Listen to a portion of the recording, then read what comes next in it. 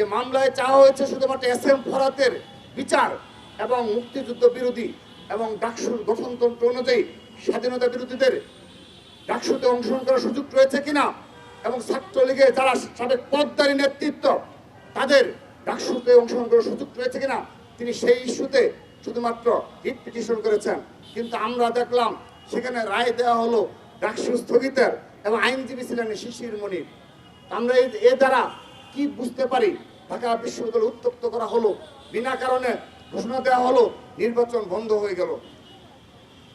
তো এখন এখানে ঢাকা বিশ্ববিদ্যালয়ের প্রশাসনের অতীতে যে এখানে গাফলতি ছিল যে তারা সুষ্ঠুভাবে ছাত্রলীগের বিচার করতে পারেনি এবং এই বিচারের আওতায় নিয়ে আসতে পারেনি, ঠিক সেইভাবে এই এস এম ফরহাদ যে ছাত্রলীগের সাবেক যুগ্ম সাধারণ সম্পাদক ছিল এই ইস্যু নিষ্পত্তি করার কোনো সদিচ্ছা কখনোই আমরা বিশ্ববিদ্যালয় প্রশাসনের লক্ষ্য করিনি।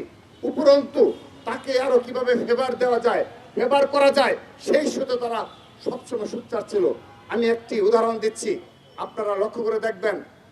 গত পরশুদিন যখন এই ঘটনা ঘটার পর ঢাকা বিশ্ববিদ্যালয়ে বিবেকবান ছাত্র সমাজ যখন জেগে উঠল, সে সময় এই আলী হোসেনের কে বহিষ্কারের দাবি সহ এই ছাত্র শিবিরের বিরুদ্ধে যখন ছাত্র সমাজ জেগে উঠল, সে সময় আমরা লক্ষ্য করে দেখলাম